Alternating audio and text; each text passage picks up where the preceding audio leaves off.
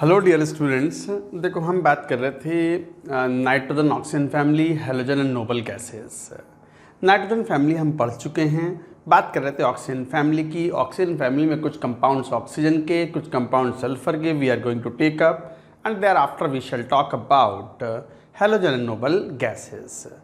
Oxygen के बाद में बात आती है ओजोन की। Ozone is an allotrope of oxygen. Ozone बहुत इंपॉर्टेंट इसलिए भी है कि it's a very powerful oxidising agent, water को क्लीन करने में काम आता है, एंड स्टेरिलाइजिंग के पर्पज़ में भी यूज़ होता है। और ओजोन लेयर को तो कौन नहीं जानता, हमारे एटमॉस्फेयर के अंदर ऊपर ओजोन लेयर है and that protects us from the harmful part of the sun rays. Ultraviolet rays को एब्जॉर्ब करता है और हमें बचाता है फ्रॉम द वेरियस एलिमेंट्स और skin cancer and other things. But depletion of ozone layer is another problem actually. तो इन सब बातों के बारे में बात करेंगे। तो ozone formula O3, structure is also important, याद रखेंगे। O डबल बॉन्ड O और ये प्लस माइनस इस तरह की स्ट्रक्चर है।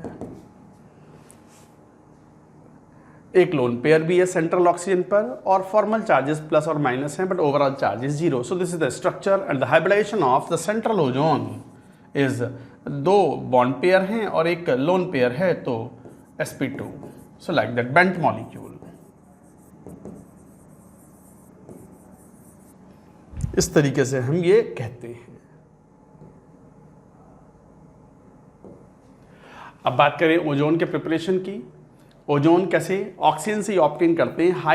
मतलब ड्राई ऑक्सीजन लेते हैं और ड्राई ऑक्सीजन में एक साइलेंट इलेक्ट्रिकल डिस्चार्ज पास करवाते हैं, तो partially oxygen is converted into ozone and you get a mixture of oxygen and ozone that is called ozonised oxygen.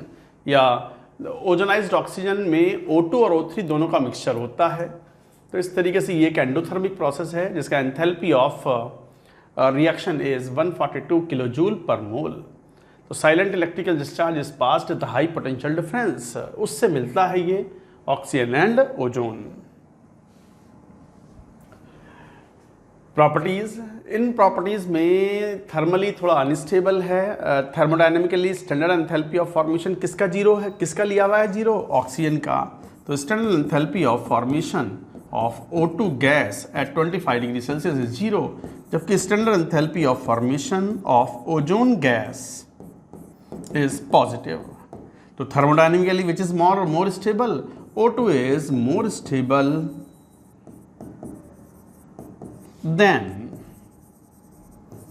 O3 thermodynamically.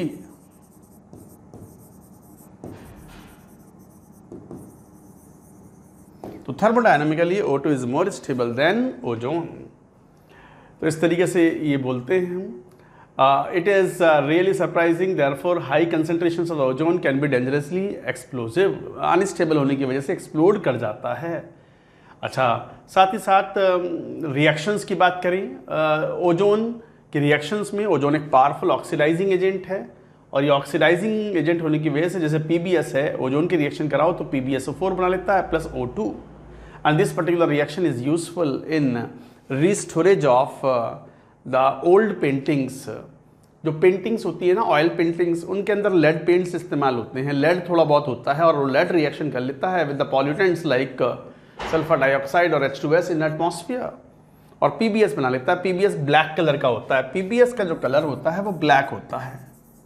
Black PbS is oxidised by ozone into PbSO4 and PbSO4 is white.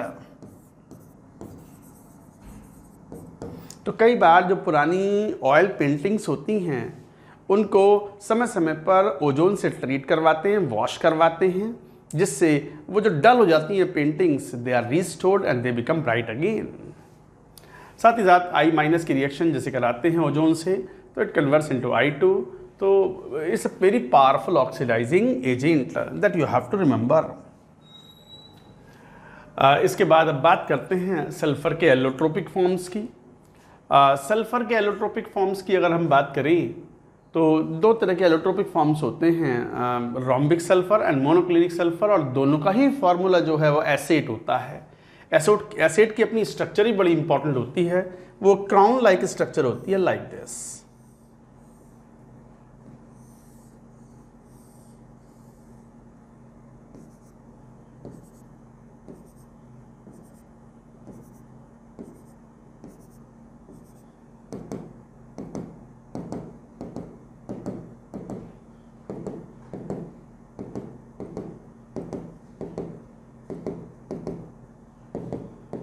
इस type से। ये है sulphur, सिर पर रखने वाला जैसे crown होता है ना, बिल्कुल क्राउन लाइक स्ट्रक्चर होती है। और every sulphur is sp3 hybridised and oxidation number of sulphur is 0 और कोवेलेंसी कितनी है 2।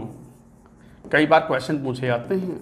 अच्छा, फॉर्मूला चाहे वो रोम्बिक सल्फर हो, rhombic sulphur is also called alpha sulphur, या मोनोक्लिनिक सल्फर हो which is called beta sulphur, both have the formula S8। ये भी S8 है और ये भी S8 है। हालांकि रूम कंडीशन पर rhombic sulphur is thermodynamically more stable और थोड़ा सा हीट करने पर rhombic sulphur converts into monoclinic sulphur and that temperature जो है जिस पर ये इक्विलिब्रियम में आ जाता है इज नियरली 95 डिग्री सेल्सियस। मतलब this conversely alpha sulphur is stable below this and transforms into beta sulfur above this temperature. So this temperature is important. तो इसका मतलब सल्फर एसिड रोम्बिक इक्विलिब्रियम में आ जाते हैं at 369 kelvin in S8 monoclinic। तो rhombic sulphur and monoclinic sulphur both are in equilibrium at an temperature of 369। मतलब heat करने पर rhombic sulphur converts into the monoclinic sulphur, but standard enthalpy of formation किसका 0 लिया जाता है? S rhombic का। Rhombic is thermodynamically more stable, जबकि monoclinic sulphur का क्या हो जाएगा? Positive.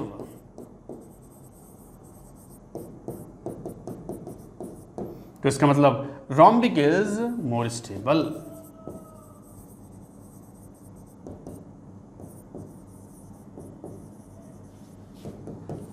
is thermodynamically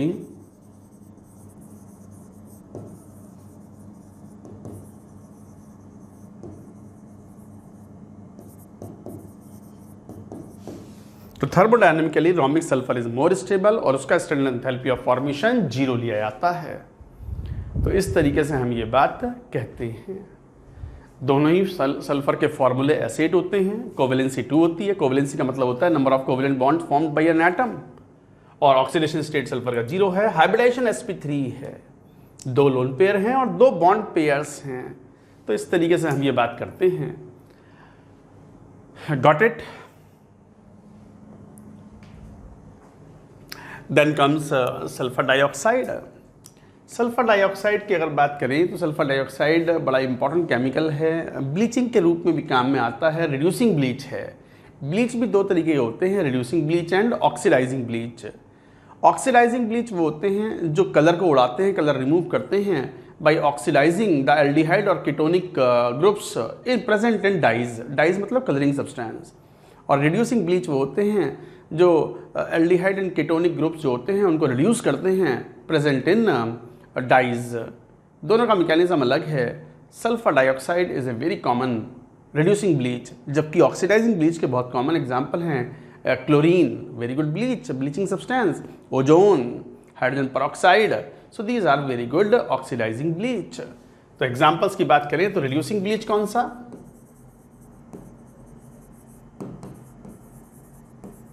bleaching action हमेशा एक्वस मीडियम में ही होगा, मॉइस्चर की प्रेजेंस में, जैसे SO2। और ऑक्सीडाइजिंग ब्लीच कौन सा?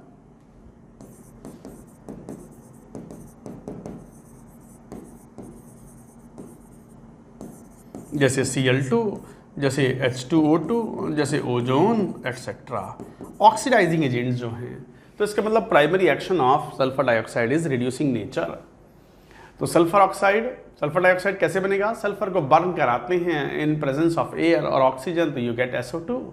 लेबोरेटरी डायरेक्टली सल्फाइड आयन में एसिड मिलाओगे तो सल्फाइड आयन का टेस्ट भी होता है। ये डाइल्यूट सल्फ्यूरिक एसिड मिलाने पर it liberates sulphur dioxide gas. Sulphur dioxide gas एक कलरलेस गैस है, तो कलरलेस गैस है SO2। कलरलेस गैस है, कलरलेस गैस तो है but sulphur burning smell, having sulphur burning smell.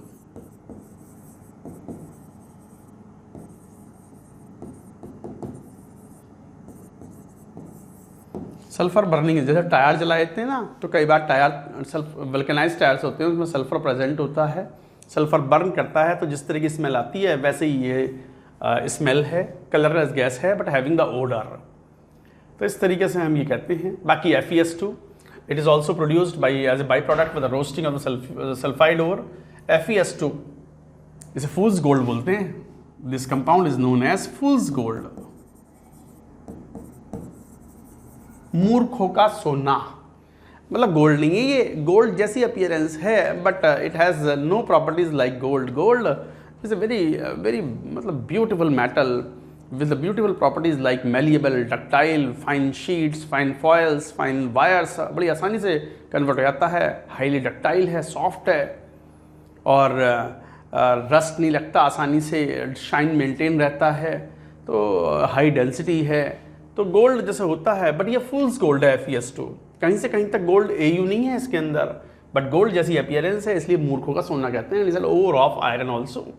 तो इसका जब हम रोस्टिंग करवाते हैं इन प्रेजेंस ऑफ एयर तो it converts into SO2 gas. तो SO2 के प्रिपरेशन में ये मेथड काउंट होता है। साथ ही साथ और भी प्रिपरेशन मेथड्स हो सकते हैं, जैसे सल्फर को बर्न कराया तो मिल गया सल्फाइड आयन, कोई भी सल्फाइड सॉल्ट्स है उसको रिएक्शन करवा दो एसिड से, then also you get this. Properties में और भी मतलब वो तो रोस्टिंग में तो बहुत सारे प्रोसेस होते हैं, जैसे PBS है, हीट करोगे तो you get PbO plus SO2। कई बार ये एक सेल्फ रिडक्शन का प्रोसेस भी होता है, PbS और PbO आपस में रिएक्ट करके लेड लिक्विड बनाते हैं एंड यू गेट SO2। तो metallurgy of lead, copper from their sulphide ores, mercury है फ्रॉम देयर सल्फाइड ओर्स, जब रोस्टिंग करा करके ऑब्टेन करते हैं तो सेल्फ रिडक्शन के थ्रू भी sulphur dioxide as a by product के रूप में ऑब्टेन होता है। बात करेंगे प्रॉपर्टीज की। Sulphur dioxide when pass through water forms a solution of the sulphurous acid. Sulphurous acid is a weak acid and diprotic acid, weak diprotic acid.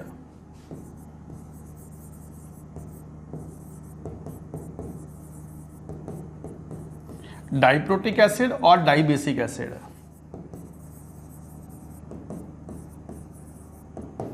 Diprotic या dibasic का मतलब ये एक मॉलिक्यूल 2H+ मैक्सिमम लूज कर सकता है।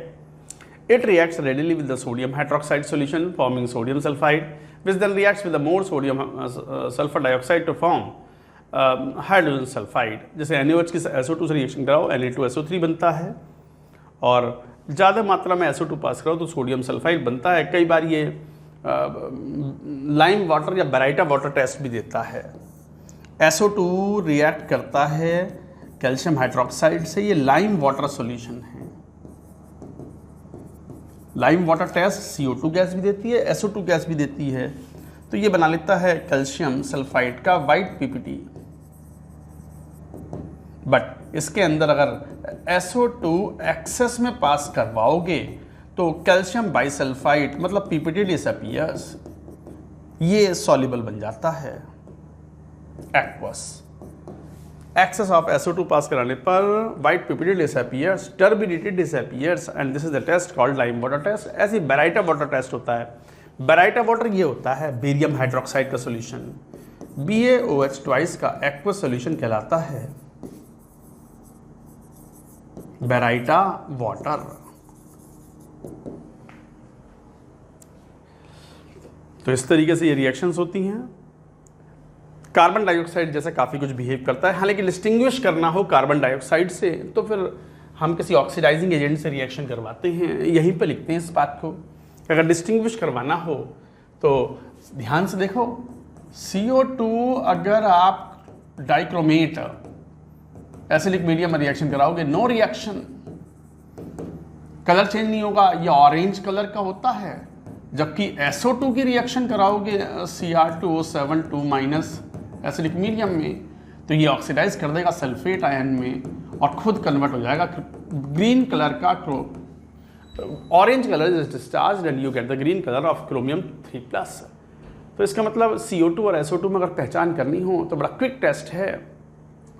आप gas को लेके आओ, एक फिल्टर पेपर लो और उसे भिगो लो orange solution of K2Cr2O7 acidified, और उसके फिर गैस से कांटेक्ट में कर लेके आओ उसको। CO2 गैस होगी तो कोई कलर चेंज नहीं होगा, और SO2 गैस होगी तो it becomes orange colour is discharged and it becomes green in colour. तो ये डिस्टिंक्शन टेस्ट है एंड वेरी इंपॉर्टेंट टेस्ट है बिटवीन CO2 एंड SO2। ये छोटे छोटे पॉइंट्स होते हैं जो आपको ध्यान रखने चाहिए और कई बार क्वेश्चन आता है तो बड़ी कंफर्टेबली यू कैन सॉल्व। लिख रहे हैं तो लिखते भी चलें, बाकी हम आपको PDF नोट्स प्रोवाइड करते हैं, वहाँ से भी आप देख सकते हैं। रिवीजन प्रोग्राम है तो रिवीजन के लिए चीज़ों को दिमाग में बैठाना ज़्यादा ज़रूरी है rather than making notes. Notes तो आपने वो बना ही लिए होंगे जब आप रेगुलर कोर्स पढ़ते हैं, रेगुलर लेक्चर्स पढ़ते हैं, पहली बार चैप्टर पढ़ते हैं। सो अब JEE पास में होता है तो फिर रिवीजन में इफेक्टिवनेस लाने के लिए लिखें कम, सोचें और समझें ज़्यादा और उसका एप्लीकेशन के रूप में क्वेश्चन ज़्यादा से ज़्यादा सॉल्व करें।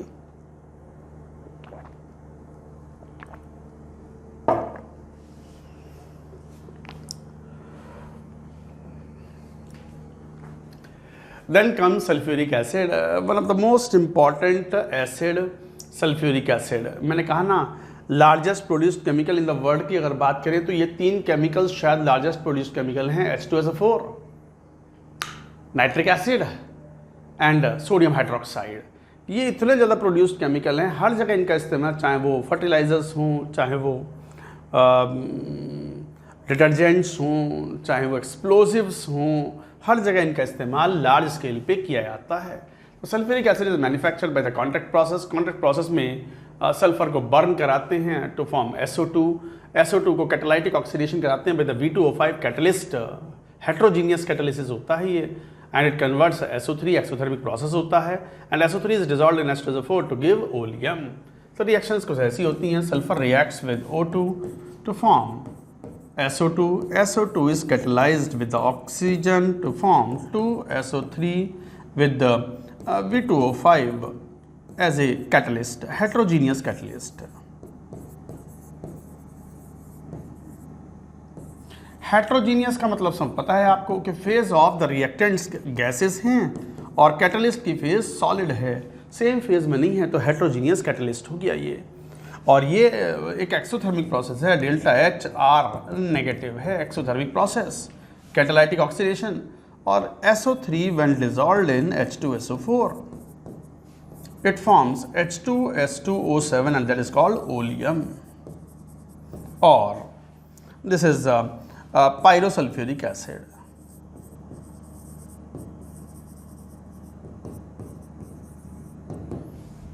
ओलियम और पायरोसल्फ्यूरिक एसिड। SO3 को वाटर में डिसॉल्व नहीं करते वरना प्योर H2SO4 बनता है और pure H2SO4 has a strong affinity for moisture और वाटर और उसके साथ वो एक्सप्लोड करता है, हाईली एक्सोथर्मिक प्रोसेस है। तो ऐसे में जो कांच का वेसल कुछ होगा वो एक्सप्लोड कर सकता है, तो वो अवॉइड करने के लिए वी फॉर्म ओलियम। तो SO3 is dissolved in H2SO4 to form oleum H2S2O7 और पायरोसल्फ्यूरिक एसिड। ये पूरा प्रोसेस कहलाता है कॉन्टैक्ट प्रोसेस, वेरी इंपॉर्टेंट।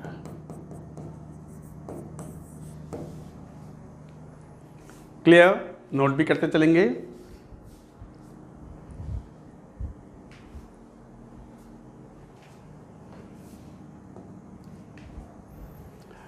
इसके बाद अब बात करें अगर हम प्रॉपर्टीज़ ऑफ H2SO4 की। H2SO4 की कुछ खास प्रॉपर्टीज़ हैं। एक तो एक्वस फॉर्म में ये एक स्ट्रॉन्ग एसिड है, डाइप्रोटिक एसिड है, और कंसनट्रेट फॉर्म में ये एक मॉडरेटली स्ट्रॉन्ग ऑक्सीडाइजिंग एजेंट है। मतलब अच्छा, मतलब उतना भी नहीं जितना कंसनट्रेट HNO3 होता है, बट एक अच्छा मॉडरेट ऑक्सीडाइजिंग एजेंट है। और साथ ही साथ H2SO4 की एक खास बात है कि ऑलमोस्ट नॉन वॉलेटाइल लिक्विड है, मतलब हाइड्रोजन बॉन्डिंग इतनी स्ट्रांग है कि हाईली विस्कस है और इसका बॉइलिंग पॉइंट काफ़ी ज़्यादा होता है। बॉइलिंग पॉइंट काफ़ी ज़्यादा होने की वजह से it is utilised for the manufacturing of HCl और HNO3 from there corresponding salts. तो ये कुछ मेन प्रॉपर्टीज़ हैं, oxidising action, acidic action and साथ ही साथ non volatile nature, high boiling point की वजह से इसकी काफ़ी रिएक्शंस या प्रॉपर्टीज़ आती हैं। तो क्या chemical reactions of the sulphuric acid are as a result of the following characteristics. Low volatility, मैंने कहा था लो वॉलेटाइल मतलब high boiling point because of the hydrogen bonding. Strong hydrogen bonding की वजह से हाईली विस्कस है, high boiling point है, viscosity काफ़ी ज़्यादा है और वॉलेटिलिटी कम है। Strong acidic character, strong acid है, aqueous form and strong affinity for moisture, dehydrating agent के रूप में काम करता है। It has strong affinity for moisture, moisture खींचता है कंपाउंड से, डिहाइड्रेट करता है ये। मतलब ये कंसनट्रेट H2SO4 इतना तगड़ा एसिड है कि स्किन पर अगर एक बूंद भी गिर गया ना जला देगा, चार कर देगा, सारा मॉइस्चर खींच लेगा। बॉडी में पानी तो है, पानी निकाल लोगे तो शरीर में बचा क्या, मर गया इंसान, खत्म। कई बार वो सुनने में आते हैं, न्यूज़पेपर पढ़ते हैं, एसिड अटैक कर दिया, ये कर दिया। बहुत ही मतलब बकवास सी चीज़ है ये कि एसिड अटैक कर दिया साहब, कोई फेलियर है, कुछ है, प्यार व्यार के चक्कर में। अब यार ये क्या बात हुई।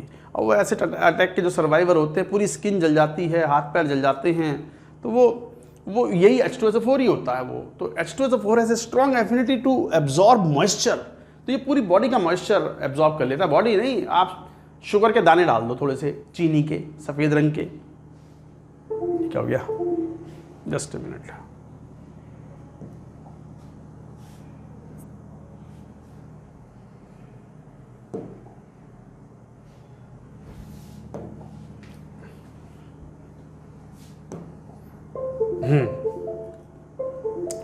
तो आप चीनी के 2-4 दाने डाल दो उसमें।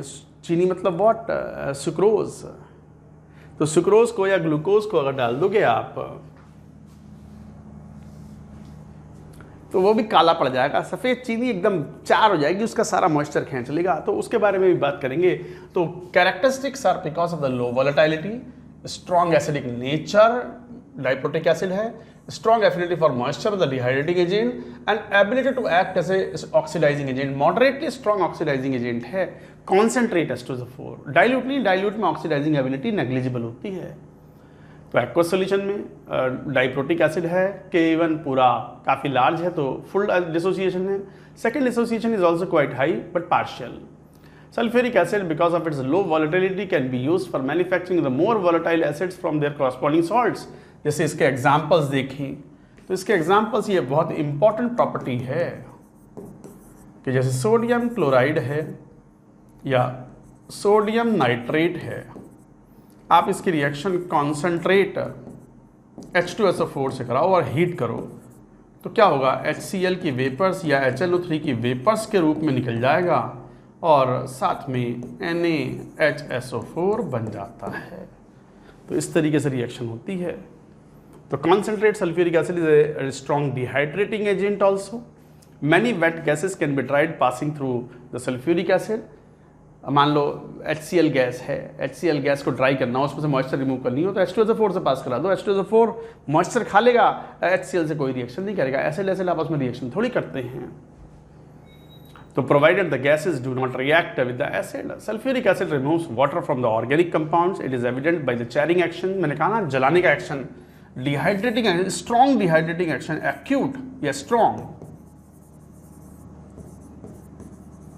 Dehydrating nature of concentrate H2SO4।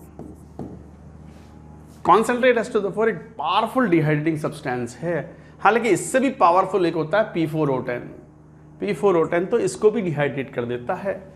मतलब आप अगर H2SO4 की रिएक्शन P4O10 से कराओ तो वो शिकारी का शिकार हो गया। ये शिकारी था, ये खुद डिहाइड्रेटिंग एजेंट है, शिकार करता है लोगों का, मॉइस्चर खींचता है, उन्हें खत्म कर देता है, जला देता है। बट सामने पड़ गया P4O10, शिकारी का शिकार हो गया। P4O10 ने इसी को डिहाइड्रेट कर दिया और SO3 गैस लिबरेट करा दी, SO3 ऑप्टेन करा देगा। SO3 ऑप्टेन हुआ और साथ में बन गया HPO3 मेटाफॉस्फोरिक एसिड। इस तरीके से बना लेता है ये। तो मोर पावरफुल, H2SO4 से भी ज्यादा powerful dehydration, more powerful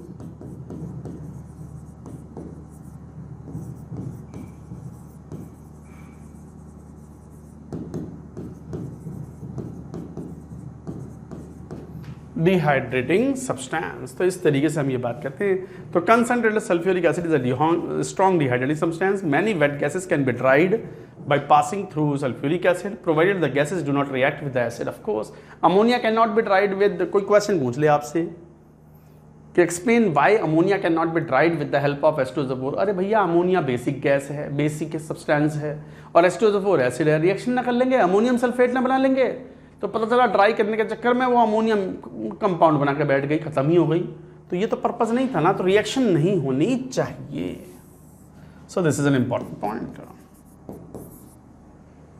sulphuric acid removes water from the organic compounds, जैसे ये था, ये शुगर है, सुक्रोज, कंसनट्रेट H2SO4 ले लेंगे तो कंसनट्रेट H2SO4 में से कार्बन मिलेगा, ब्लैक कलर का कार्बन चैरिंग एक्शन शो करता है and moisture is absorbed. Not only that, बहुत सारे एग्जांपल हैं, जैसे HCOH है, आप कॉन्सेंट्रेट H2SO4 से पास कराओ तो क्या होगा, बस CO मिलेगा, H2O को एब्जॉर्ब कर लिया। जैसे H2C2O4 है, ऑक्जेलिक एसिड, कॉन्सेंट्रेट H2SO4 से रिएक्शन करवाओ तो CO प्लस CO2 गैस का मिक्सचर मिल जाता है। H2O खा पी के बराबर कर दिया, मतलब concentrate H2SO4 is a powerful dehydrating substance, बाकी ये खुद डिहाइड्रेट हो जाता है when it is reacted with P4O10, even more powerful dehydrating substance. तो ये बड़ी इंपॉर्टेंट प्रॉपर्टी थी, डिहाइड्रेटिंग एक्शन, मतलब स्ट्रॉन्ग एमिनिटी फॉर मॉइस्चर। ऐसे ही hot concentrated sulphuric acid is a moderately strong oxidizing agent, अच्छा ऑक्सीडाइजिंग एजेंट है, मतलब उतना भी नहीं जितना कंसनट्रेट HNO3 है।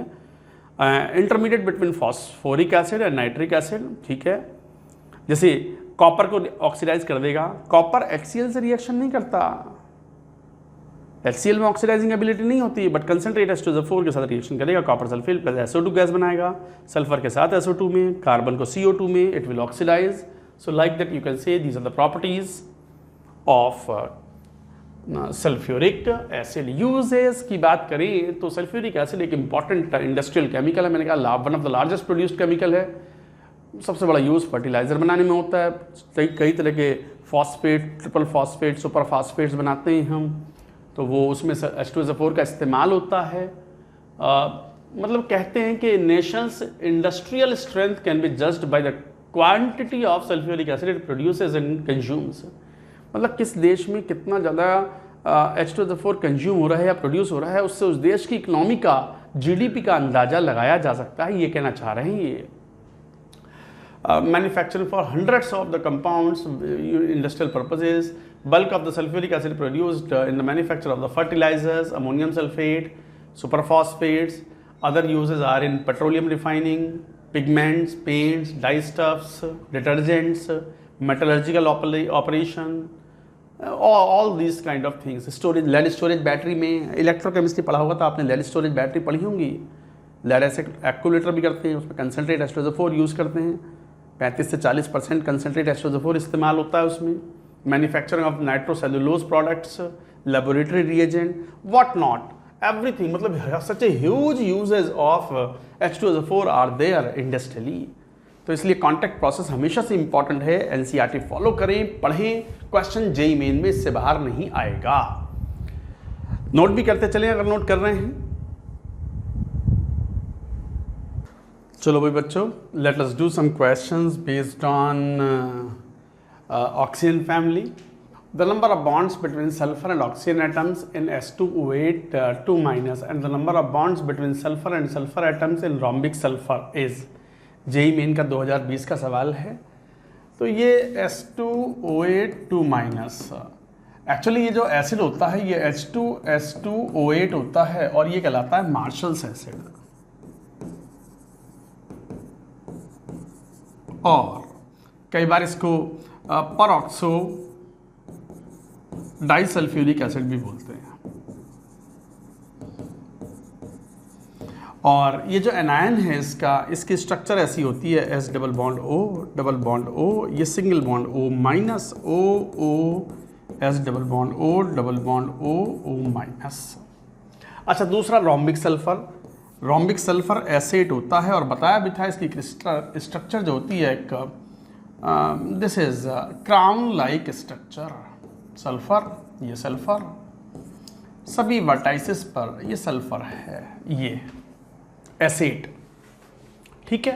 तो the number of bonds between sulphur and oxygen atoms, तो number of bonds in sulphur and oxygen atoms 2, 2, 4 और 1, 5 और 1, 6 और 6, 12।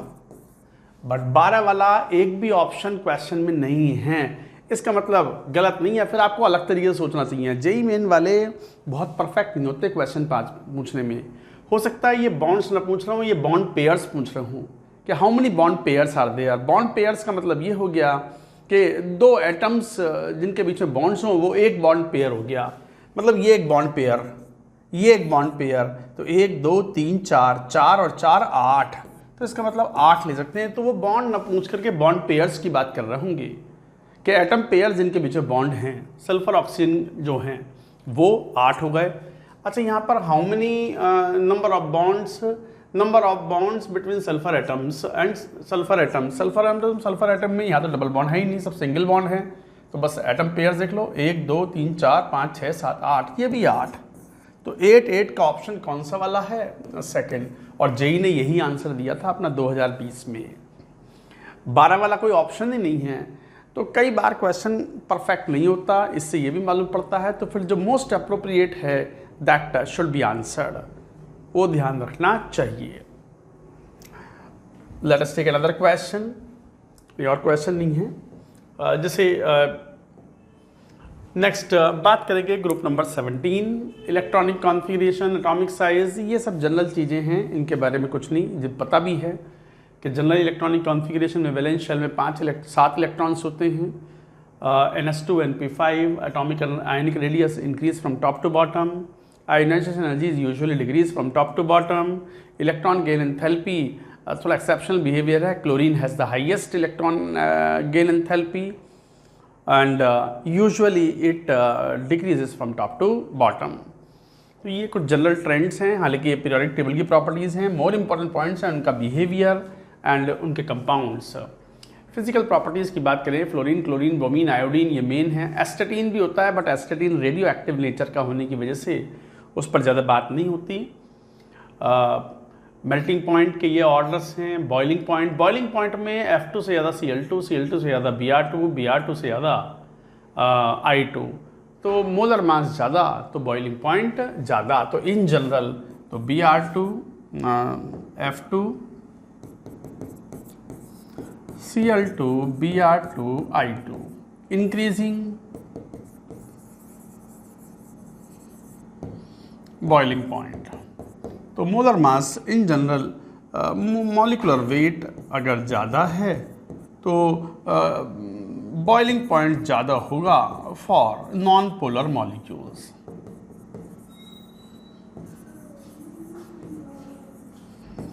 इस टाइप से ये नॉन पोलर मॉलिक्यूल्स में जैसे बहुत कॉमन एग्जांपल है हीलियम से नियॉन, आर्गन, क्रिप्टॉन, जीनॉन, ये भी इस तरीके से increasing boiling point we define like this. बाकी bond dissociation enthalpy, this property is very important, exceptional case है। बॉन्ड डिसोसिएशन एनर्जी में वैसे तो साइज, एटम साइज बड़ा होता जाता है तो बॉन्ड वीक पड़ता है। तो ऐसे में तो F2 is expected to be the strongest bond, but नहीं है। पाया जाता है that Cl2 is a stronger bond than Br2 and then F2 and then Cl2, अब I2।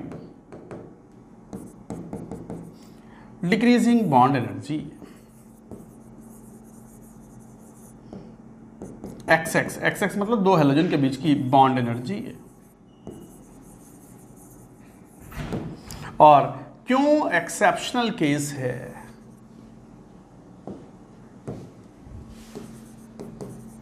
एक्सेप्शनल केस क्यों है? बिकॉज ऑफ FF में सेकेंड पीरियड के एटम्स बहुत छोटे हैं और 3 लोन पेयर इतना हैवी रिपल्शन मारते हैं कि ये बॉन्ड बहुत ज़्यादा स्ट्रेस हो जाता है and bond becomes week.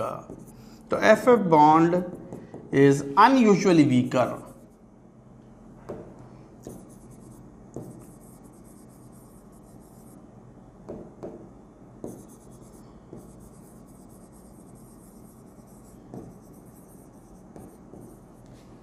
FF bond is unusually weaker due to 3 lone pairs causing heavy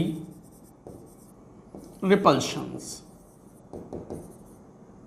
on small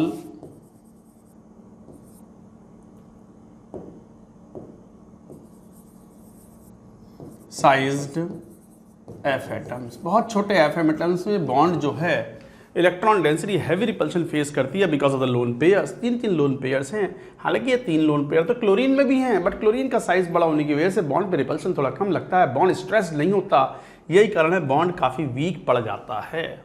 so this is very very important, bond energy, यही कारण है, मतलब यही एक मेजर रीजन है कि Y F2 is the most powerful oxidizing element in the entire periodic table, not chlorine। भले electron affinity chlorine की ज़्यादा है, बट F2 सबसे ज़्यादा पावरफुल ऑक्सीडाइजिंग एलिमेंट है पूरी पीरियोडिक टेबल में, वो यही रीज़न है। हालांकि बॉन्ड लेंथ तो बढ़ते जाते हैं as we move from top to bottom, XX bond length. So this was an important, data नहीं रटना होता, ट्रेंड्स रटने होते हैं, इन ट्रेंड्स पे क्वेश्चन पूछे जाते हैं।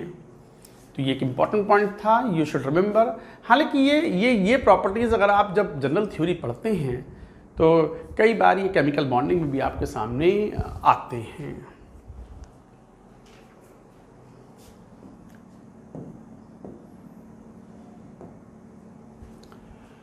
Then coming to the chemical properties, reactivity towards hydrogen, मतलब एलिमेंट्स का बिहेवियर क्या है। फ्लोरीन, क्लोरीन, ब्रोमीन हाइड्रोजन से क्विकली रिएक्ट करते हैं ये, और जैसे HF बना लिया, HCl बना लिया, HBr बना लिया, HI बना लिया, इस तरीके से रिएक्शन होती है।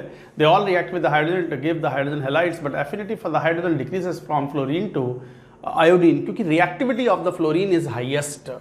तो F2 की reactivity is greater than Cl2, Br2, I2।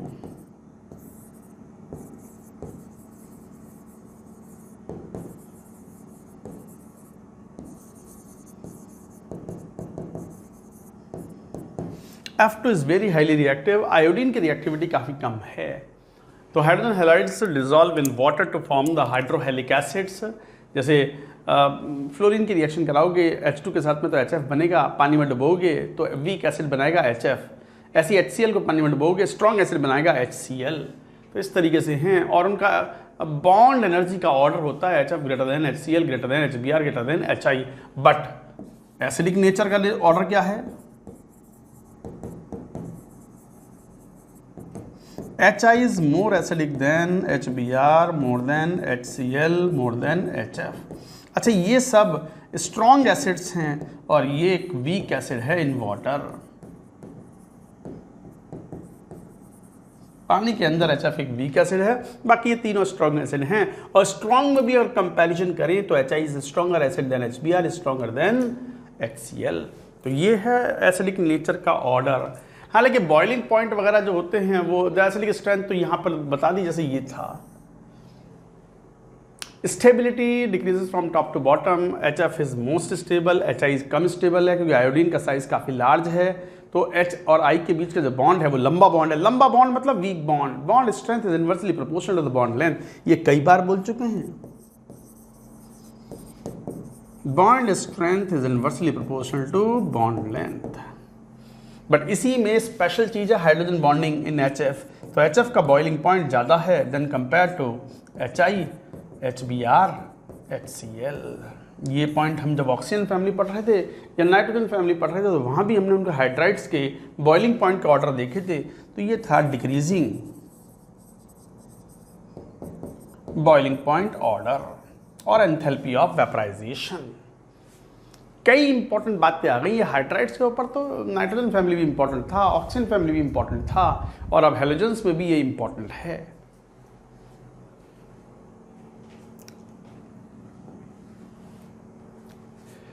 Reactivity towards oxygen की बात करें, ऑक्सीजन के साथ जब रिएक्शन करवाते हैं तो क्लोरीन बढ़िया, फ्लोरीन तो 2 ही तरह के ऑक्साइड बनाता है, OF2 एंड O2F2। बाकी क्लोरीन एक वैरायटी ऑफ ऑक्साइड्स बनाता है, ब्रोमीन ही बनाता है, आयोडीन ही बनाता है।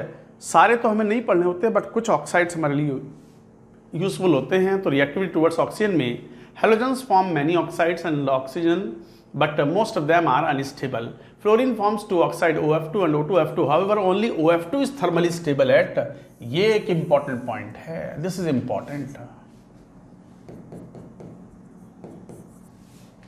These oxides are essentially oxygen fluorides, ठीक है, वो तो समझते हैं हम, क्योंकि फ्लोरीन इज मोर इलेक्ट्रोनेगेटिव में ही आइड लगता है, आइड तो फ्लोराइड है ये, ऑक्साइड्स नहीं है ये, because of the higher electronegativity of fluorine than oxygen. Both strong fluorinating agents हैं। O2F2 oxidizes plutonium, plutonium generally react नहीं करता, बट प्लूटोनियम फ्लोरीन के साथ रिएक्शन करके O2F2 के साथ रिएक्शन करके PuF6 बनाता है, and it is used for removing plutonium as PuF6 from the spent nuclear fuel.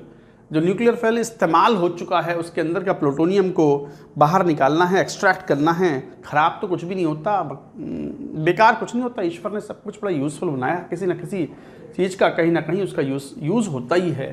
तो वहाँ से स्पेंट फ्यूल से PuF6 के रूप में ऑब्टेन किया जाता है। क्लोरीन के ऑक्साइड्स में chlorine monoxide, chlorine ClO2, ClO2 is the most important one. Out of all the oxides of the chlorine, ClO2 is most important. It is a perfect replacement of chlorine.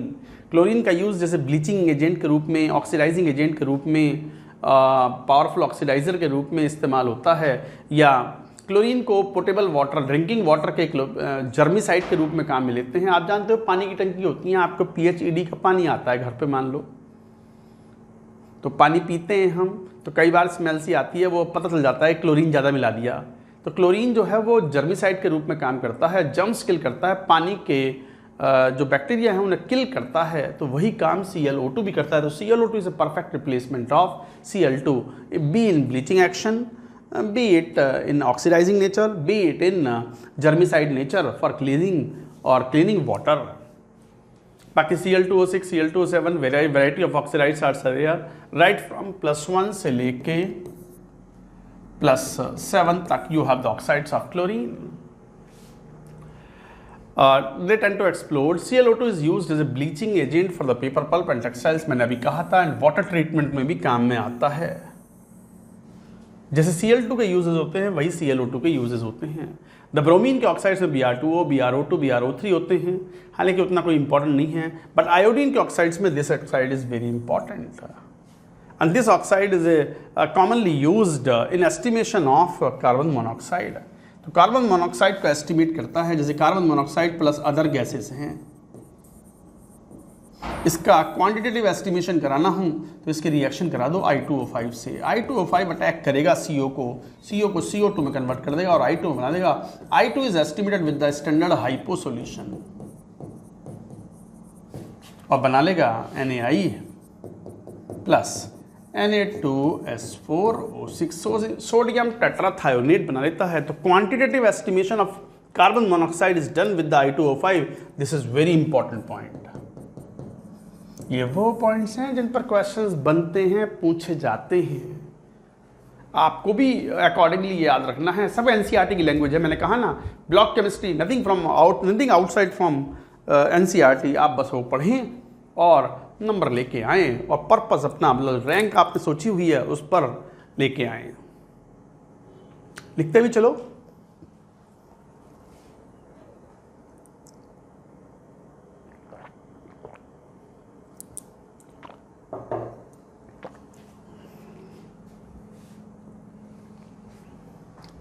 Reactivity of halogens towards other halogens, मतलब inter halogen compounds बनाते हैं।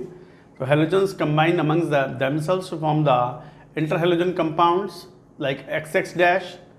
अच्छा, where X is the larger size halogen and X dash is the smaller. जैसे example देखें, जैसे ClF3, BrF3, IF7, BrCl3, इस type के। तो ये लार्जर वाला है, लार्जर वाला है, लार्जर वाला है, लार्जर वाला है, लार्जर हेलोजन पहले, और इस तरीके से हम ये कहेंगे। ये आयोडीन का फ्लोराइड है इन द +7 ऑक्सीडेशन स्टेट। तो ये इंटर हेलोजन कंपाउंड्स हैं, और ये जो इंटर हेलोजन कंपाउंड्स हैं इनकी भी अपनी कुछ प्रॉपर्टीज़ होती हैं। जनरली इलेक्ट्रोनेगेटिव डिफरेंस होने की वजह से they are polar in nature and they are more reactive than the corresponding halogens except fluorine. Fluorine की रिएक्टिविटी को तो कोई मैच कर ही नहीं सकता। It is such a highly reacting because of the powerful oxidising agent. मैंने कहा ना, पूरी पीरियोडिक टेबल में fluorine most powerful oxidising element है, और इसका SRP डेटा भी आप देखते हैं इलेक्ट्रोकेमिकल सीरीज में comes at the bottom most, सबसे नीचे आता है लगभग 2.87 वोल्ट। फ्लोरीन का जो पोटेंशियल होता है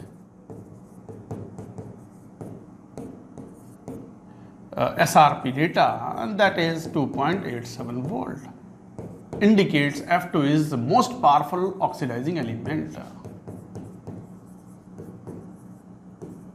मतलब ये इतना पावरफुल है फ्लोरीन कि ये पानी तक से O2 को लिबरेट कर देता है। ये ताकत और किसी में नहीं है। O2 लिबरेट कर दिया और HF बना लेता है। ये पॉइंट अभी आएगा भी। तो इस तरीके से हम ये बात कहते हैं, इतना पावरफुल, सच पावरफुल कि पानी तक को अटैक कर देता है और पानी से O2 को लिबरेट करा देता है। बाकी प्रिपरेशन की बात करें तो क्लोरीन की बात करें। क्लोरीन का preparation, chlorine is prepared by passing MnO2 on HCl। HCl को ऑक्सीडाइज करेगा, Cl2 is obtained. However mixture of the common salt and concentrated H2SO4 is used in place of HCl। तो sodium chloride को MnO2 एक powerful oxidising agent है। In acidic medium it will oxidise to Cl2, तो Cl2 is obtained. बाकी KMnO4 also is a powerful oxidizing agent that can be utilized for oxidizing HCl into Cl2.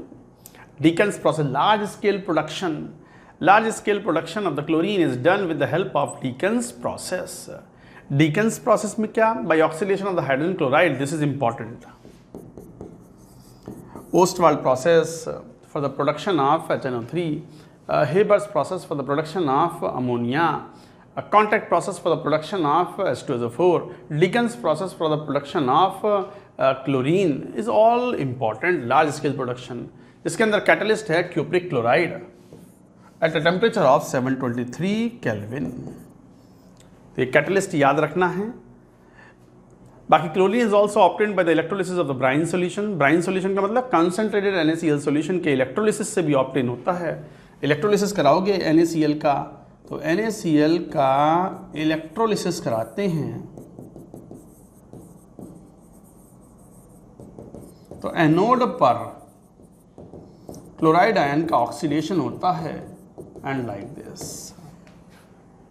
ये हमें Cl2 product मिलता है। हालांकि sodium hydroxide का production जब हम कास्टनर केल्नर सेल में करते हैं तो भी हमें Cl2 is obtained as a by product.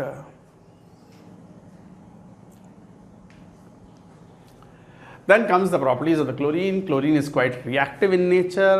Chlorine की नेचर अच्छी खासी रिएक्टिव होने की वजह से most of the metals react with chlorine. Chlorine aluminium के साथ AlCl3, NaCl, Fe के साथ FeCl3 इस तरीके से यूजुअली ये बनाता है। फास्फोरस के साथ PCl3 और PCl5 डिपेंडिंग अपॉन अगर यही P4 एक्सेस में अगर क्लोरीन के साथ रिएक्शन करेगा तो बनाएगा PCl5।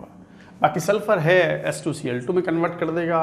So like that it is a great affinity for hydrogen के साथ ये HCl बना लेगा, H2S को ऑक्सीडाइज करेगा सल्फर में। सो पावरफुल ऑक्सीडाइजिंग एजेंट भी है। OA मतलब oxidising agent. With cold and dilute alkalis chlorine produces a mixture of the chloride and hypochlorite. ये वेरी इंपॉर्टेंट डिस्प्रपोर्शनेशन रिएक्शन। अगर कोल्ड एंड डाइल्यूट है तो क्लोरीन NaOH के साथ रिएक्शन करने पर -1 एंड +1 सोडियम हाइपोक्लोराइट में, जो कि एक अच्छा ऑक्सीडाइजिंग एजेंट है, ये खुद भी अपने आप में एक बढ़िया ऑक्सीडाइजिंग एजेंट है सोडियम हाइपोक्लोराइट। बट यही अगर हम हॉट एंड कंसनट्रेट ले लें तो -1 एंड +5 में कन्वर्ट होता है एज एन ऑक्सीडाइजिंग एजेंट। हालांकि NaOH की जगह आप कैल्शियम हाइड्रोक्साइड या क्विक लाइम या सोडियम कार्बोनेट लोगे तो भी ये रिएक्शन हो जाती है। ब्लीचिंग पाउडर भी कई बार बनाया जाता है जब हम स्लेक्ड लाइम, ये स्लेक्ड लाइम है कैल्शियम हाइड्रोक्साइड सॉलिड फॉर्म में, जब क्लोरीन गैस से रिएक्शन करवाते हैं तो we get the mixture of the calcium hypochloride, calcium chloride and H2O and that is collectively called bleaching powder. So the composition of bleaching powder is this. और कई बार उसे simply ऐसे भी लिख देते हैं CaOCl2। और इसके अंदर कैटायन तो एक ही है बट एनायन दो टाइप के हैं, OCl- एंड Cl-। तो this anion OCl- is oxidising agent. ये है ऑक्सीडाइजिंग, इस कारण से वो ब्लीच के रूप में काम करता है। तो bleaching mainly because of the OCl- present in bleaching powder. तो इस तरीके से ब्लीचिंग पाउडर को ऑब्टेन किया जाता है।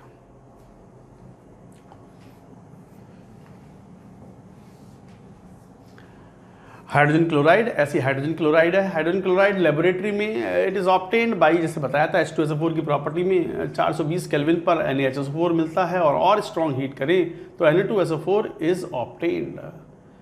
Reason is HCl gas liberate हो जाती है because it is more volatile, और H2SO4 क्या है, वेरी लेस वॉलेटाइल, मतलब वेरी हाई बॉइलिंग पॉइंट, बहुत ज़्यादा बॉइलिंग पॉइंट हाई होने की वजह से ये लिक्विड में रहता है, गैस में कन्वर्ट नहीं होता इस टेम्परेचर पे, जबकि HCl गैस बन के बाहर निकल जाती है। तो HCl is also prepared like this method.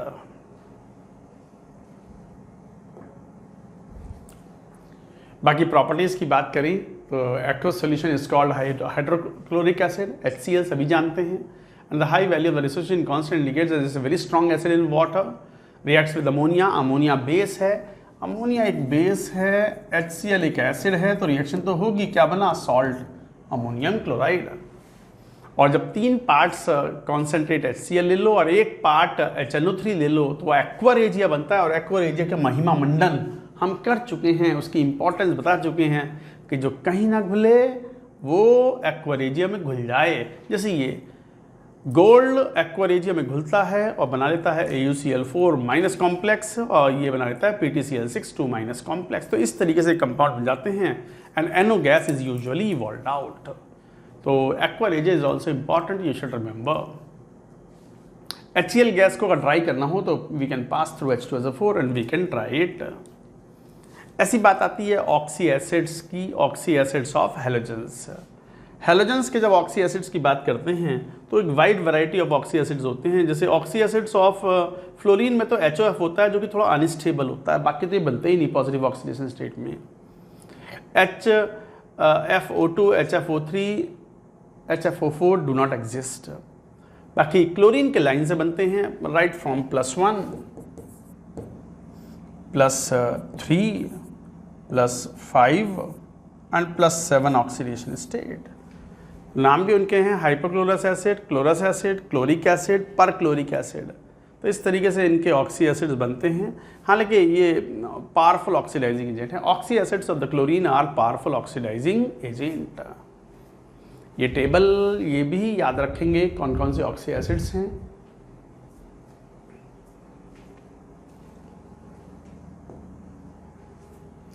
Then comes interhalogen compounds. Interhalogen compounds में when 2 different halogens react with each other, interhalogen compounds are formed, मैंने अभी बताया भी था। अगर हम जैसे ClF की बात कर रहे हैं तो बड़ा वाला हेलोजन पहले, छोटा वाला हेलोजन बाद में, तो इस तरह की रिएक्शंस होती हैं। और प्रोडक्ट इस बात पे डिपेंड करता है कि आपने प्रेशर, टेम्परेचर, कंडीशन क्या है और रिलेटिव अमाउंट्स क्या ली है। जैसे Cl2 और F2 की रिएक्शन कराओ इक्वल वॉल्यूम से लेके तो ClF बनेगा, और फ्लोरीन एक्सेस में ले लो तो ClF3 बनेगा। इस तरीके से जैसे आयोडीन और क्लोरीन की रिएक्शन कराओ ICl बनता है, बट अगर आप लार्ज अमाउंट में क्लोरीन ले लोगे तो ICl3 बन जाएगा। ICl3 however exists as I2Cl6, exists as dimer, और जिसकी स्ट्रक्चर भी अपने आप में बड़ी इंटरेस्टिंग होती है। प्लेनर मॉलिक्यूल है ये।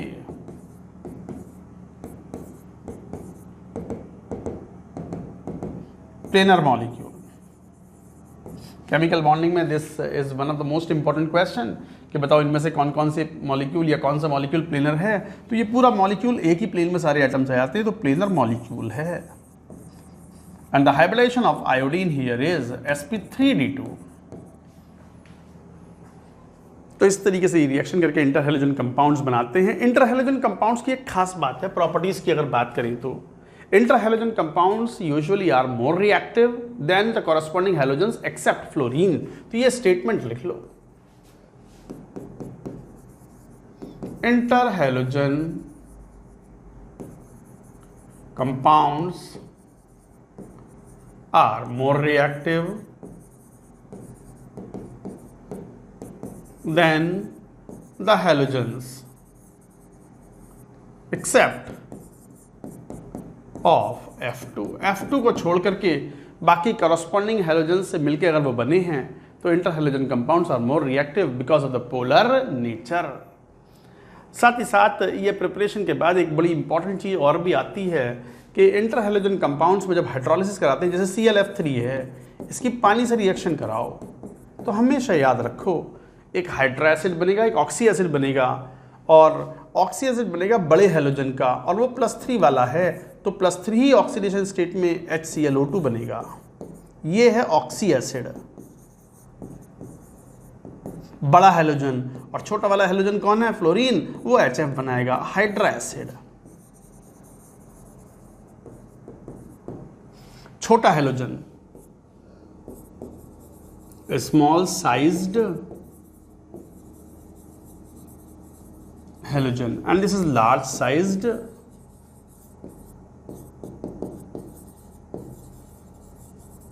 halogen। तो बड़ा हैलोजन सेम ऑक्सीडेशन स्टेट में ऑक्सी एसिड बनाएगा, छोटा हैलोजन हाइड्रा एसिड बनाएगा। This is an important property of the hydrolysis reaction. Hydrolysis कई बार और भी इंपॉर्टेंट है, जैसे कोई आपसे कह दे कि हाइड्रोलिसिस तो कराइए जरा BrF5 का, पानी से रिएक्शन कराओ, तो क्या बना दोगे आप, ऐसे बना दोगे HF बनाओगे और +5 में तो HBrO2 टाइप या BrF7 लेकर के इस तरीके से आपको बनाना होगा। तो इस तरीके से we can prepare. Uses, interhalogen compounds के यूजेस खूब होते हैं। इंटर हैलोजन कंपाउंड्स में जैसे ClF3 यूरेनियम का एक्सट्रैक्शन एंड एनरिचमेंट में काम आता है, फ्लोरिनेटिंग एजेंट है। यूरेनियम की रिएक्शन जब ClF3 से कराते हैं तो UF6 बनता है, और यूरेनियम 235 भी होता है, 238 भी होता है। तो रिलेटिव एनरिचमेंट हम कर सकते हैं bye diffusion process for nuclear power plants. तो न्यूक्लियर पावर प्लांट्स में फ्यूल के रूप में यूरेनियम 235 की एक परसेंटेज बढ़ानी होती है, और वो बढ़ाने का काम हम diffusion, Graham's law of diffusion से करते हैं in terms of the gaseous form of UF6। तो यूरेनियम के एनरिचमेंट में इंटर हैलोजन कंपाउंड जैसे ClF3 का एक अच्छा खासा यूज़ है। तो ये एक इम्पॉर्टेंट पॉइंट था इंटर हैलोजन कंपाउंड्स के बारे में। नोट करेंगे बच्चों यहाँ तक की बात को। हाँ भाई बच्चों, तो चलिए अब बात करते हैं नोबल गैसेस की। नोबल गैसेस आप जानते हो, इनर्ट गैसेस या नोबल गैसेस ग्रुप नंबर 18 के एलिमेंट्स होते हैं। अच्छा, एक क्वेश्चन भी आ गया पहले हैलोजन का। The products obtained when chlorine gas reacts with cold and dilute. इतना ध्यान देना, कोल्ड एंड डाइल्यूट NaOH के साथ में क्लोरीन क्या करेगा, क्लोरीन, ब्रोमीन, आयोडीन जो है वो डिस्प्रपोर्शनेट होते हैं। अच्छा, यहीं पे बड़ा इंपॉर्टेंट पॉइंट भी है, ये क्वेश्चन तो मैं बता ही देता हूँ। इन जनरल X2 का अगर हम डिस्प्रपोर्शनेशन करा रहे हैं बेसिक मीडियम में, और ये कोल्ड एंड डाइल्यूट है, अच्छा ये OH- और कार्बोनेट आयन कुछ भी चलेगा, जैसे कौन, सोडियम कार्बोनेट, ये जनरल रिएक्शंस हैं। आप जब ये रिएक्शन कराते हो तो हैलोजन्स जो हैं, अच्छा हैलोजन कौन सी, फ्लोरीन को छोड़ करके, एक्स कौन, क्लोरीन, ब्रोमीन एंड आयोडीन, इनको छोड़ करके जब डिस्प्रपोर्शनेशन कराते हो तो it forms X- and XO-, ये बन जाते हैं। ये है डिस्प्रपोर्शनेशन +1 एंड -1 ऑक्सीडेशन स्टेट में, अगर कोल्ड एंड डाइल्यूट है। और यही X2 अगर OH- या बाइकार्बोनेट या कार्बोनेट के प्रेजेंस में अगर रिएक्शन करवाते हैं और ये हॉट एंड कंसंट्रेटेड है, हॉट एंड कॉन्सेंट्रेटेड है, तो कोल्ड एंड डाइल्यूट अगर NaOH है तो ये प्रोडक्ट पे, हॉट एंड कंसंट्रेटेड है तो प्रोडक्ट बनेगा X- and XO3-, -1 oxidation state and +5 oxidation state में ये प्रोडक्ट बनेंगे। हैं दोनों डिस्प्रपोर्शनेशन।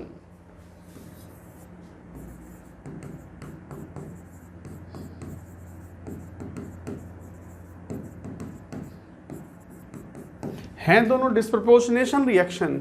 नॉट ओनली दैट, ये तो ठंडे में ये XO- बना, ये जो XO- है ना, इसको भी अगर हम हीट कर दें तो फिर ये डिस्प्रपोर्शनेट होकर कन्वर्ट हो जाता है X- एंड XO3- में। तो इस तरीके से प्रोडक्ट बनते हैं, चाहे वो क्लोरीन हो, ब्रोमीन हो, आयोडीन हो। क्लोरीन तो एक जस्ट एग्जाम्पल है, but this is applicable for chlorine, bromine, iodine, anyone. Fluorine does not, F2 does not undergo disproportionation.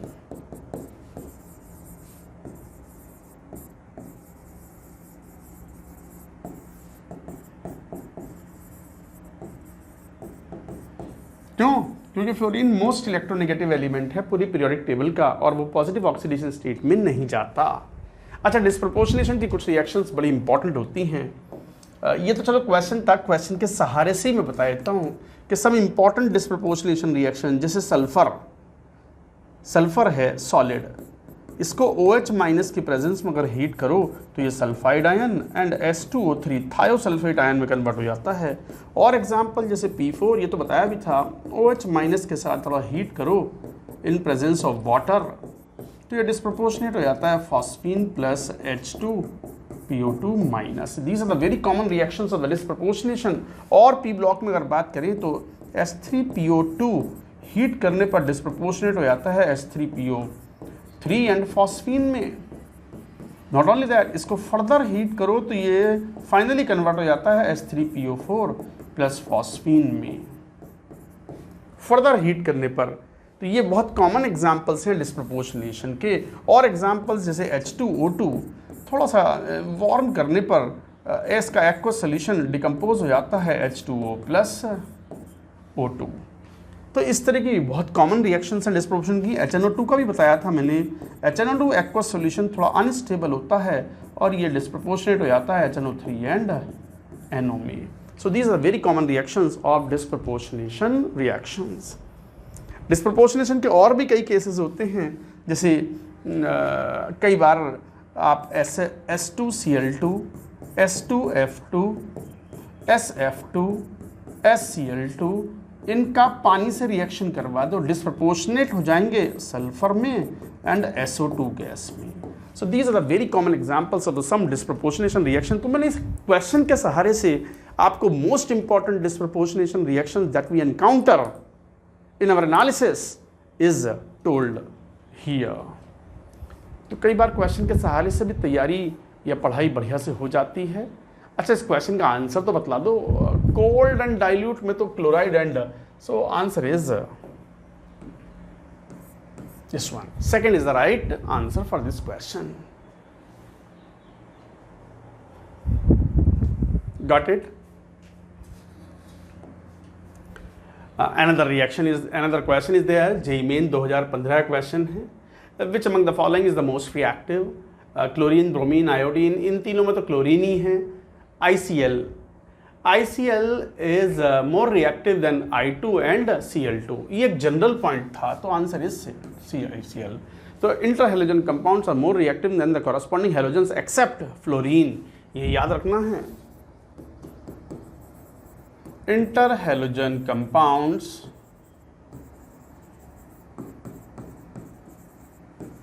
are more reactive than the corresponding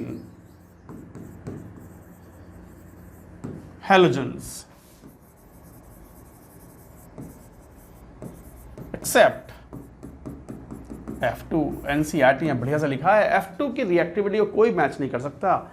non metals में reactivity decreases from top to bottom, metals में reactivity increases from top to bottom. ये एक important point है। Metals में reactivity increases from top to bottom. Lithium, sodium, potassium, rubidium, caesium is most reactive. Beryllium, magnesium, calcium, strontium, barium, तो strontium, barium are more reactive metals में। But non metals में ऊपर से नीचे reactivity usually घटती है। F2Cl2 Br2 I2 is least reactive and F2 is most reactive. इसका बड़ा कॉमन एग्जांपल है कि F2 पानी में घोल दो, पानी से भी लिबरेट करेगा O2 को एंड HF बनाएगा। और HF जो है वो एक कोरोसिव लिक्विड है।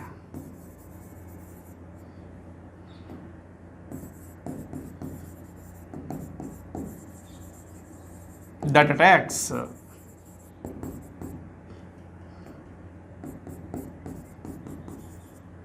glass and silica। सिलिका और ग्लास को ये अटैक करता है और ये इसी कारण से ईचिंग ऑफ ग्लास में यूटिलाइज किया जाता है, यूज्ड फॉर ईचिंग ग्लास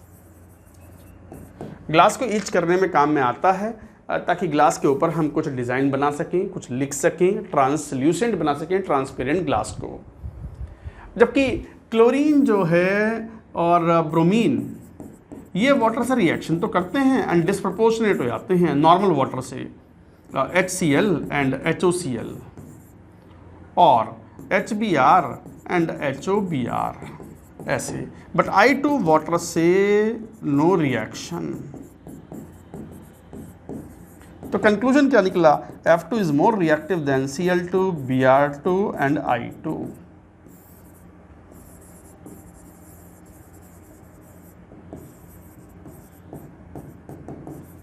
बहुत इंपॉर्टेंट पॉइंट है। जबकि मेटल्स में क्या होता है, reactivity decreases from top to bottom. In metals reactivity increases from top to bottom. जैसे लिथियम से ज़्यादा reactive sodium, potassium, rubidium and caesium, increasing reactivity.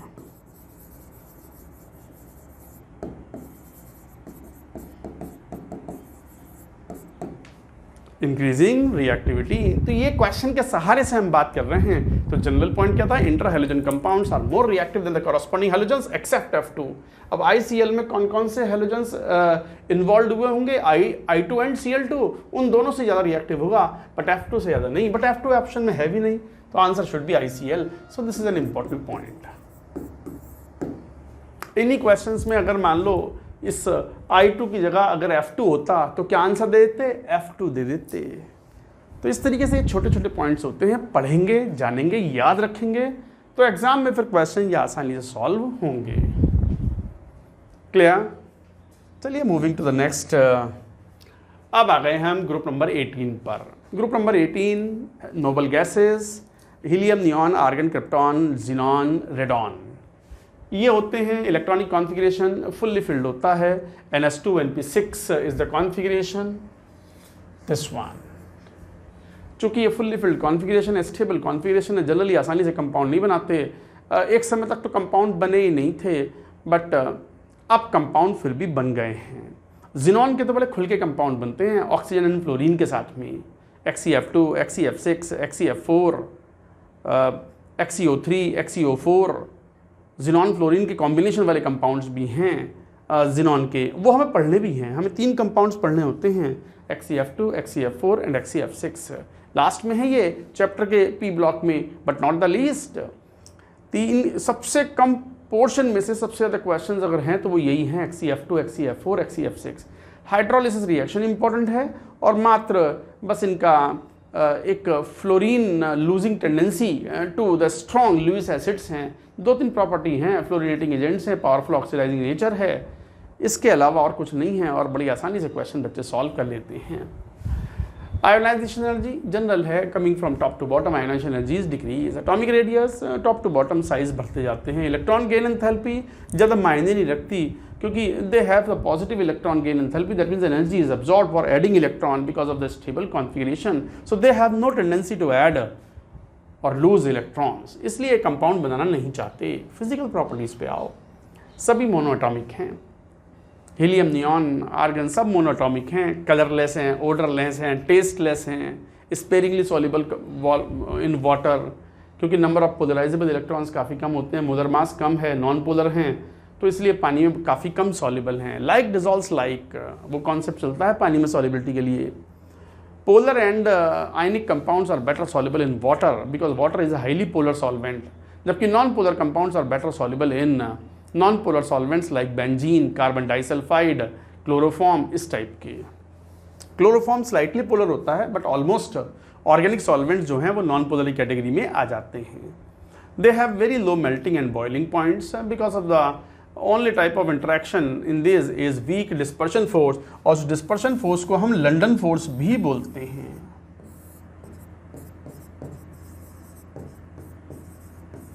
और instantaneous dipole, induced dipole attraction भी बोलते हैं उसको।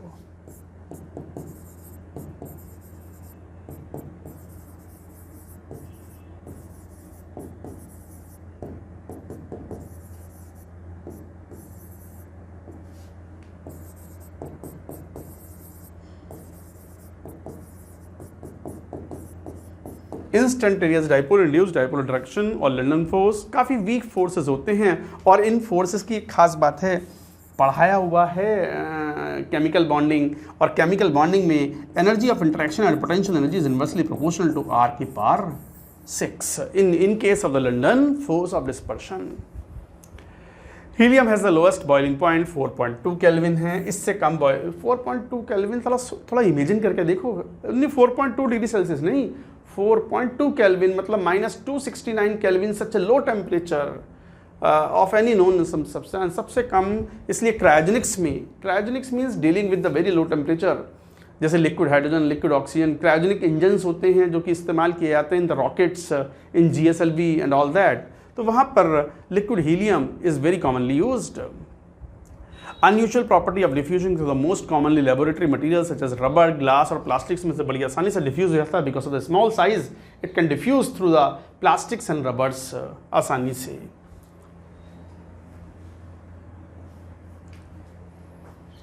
जिनॉन फ्लोरीन कंपाउंड्स की अगर बात करें तो देखो, जिनॉन फ्लोरीन के कंपाउंड्स में हमें मेनली XeF2, XeF4, XeF6 हैं, तो 3 बाइनरी फ्लोराइड्स बनते हैं, XeF2, XeF4, XeF6।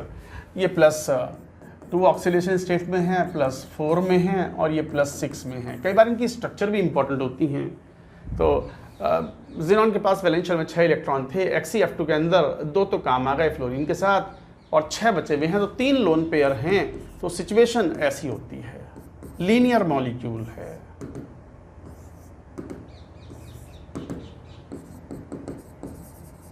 जबकि XeF4 जो है वो इस टाइप से है, प्लेनर, स्क्वायर प्लेनर मॉलिक्यूल है, ये 2 लोन पेयर हैं।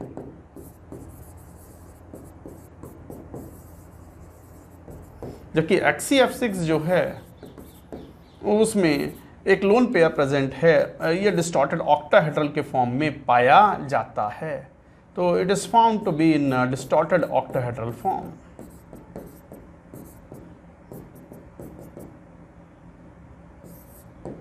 इस टाइप से डिस्टॉर्टेड ऑक्टाहेड्रल।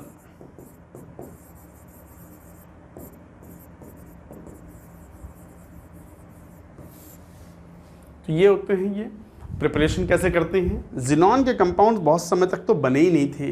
जिनॉन के कंपाउंड के बनाने की भी एक हिस्टोरिकल डेवलपमेंट है। एक साहब थे, नील बार्टलेट,